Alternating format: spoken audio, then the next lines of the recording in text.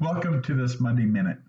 When I was young and I was in junior high, I loved the book of James. And so I memorized the first chapter. I was intending to memorize the whole book, but I quit after chapter one. And chapter one covers a lot of different topics, and they seem to be disjointed, but actually they flow together. And it's really a lesson on how to deal with trials in our life. When we go through difficult circumstances, what kind of attitude are we to keep? And in verse 2, it kind of sets the stage. It says, "My brothers, count it all joy when you fall into various temptations, when you fall into various trials."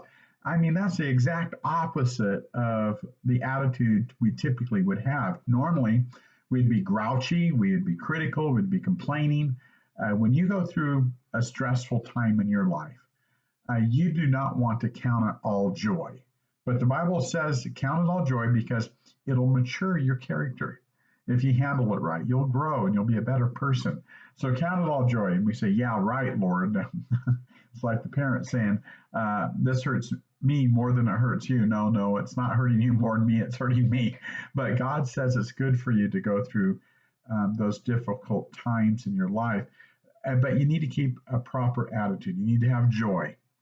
Secondly, in those difficult circumstances, you can ask God for wisdom because He will give it freely to you and He will help you through those times. He's not going to leave you alone in the trial.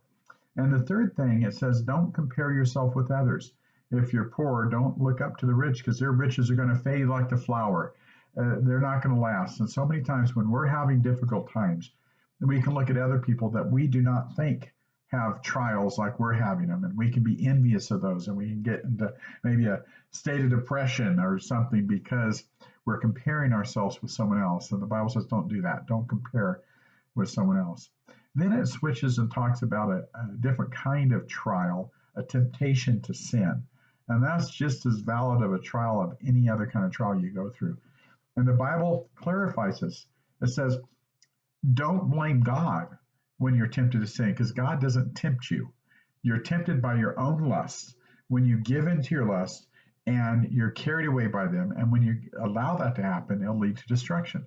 See, temptations will come, but you can't give in to them. You have to control them. Don't blame God. Don't and say, well, that's just the way God made me, and so I'm going to lie. I'm going to be cantankerous. I'm going to behave in this way. I'm going to give in to whatever lust I have because that's how God made me. No, God did not make you that way. He did not make you to give in to those lusts. He's not tempting you. Those lusts are common to all mankind because of the appetites of the fallen nature. And we cannot give in to them, and we can't just justify them because we say, well, God made me this way. The Bible tells us that God is a giver of good gifts. He doesn't give you bad things. He gives you good things. And so we need to keep our faith and our trust in Him because He will bless you with good things. And He doesn't change. He's not fickle. He will not one day be the devil on your shoulder and the next day, be the angel on your shoulder.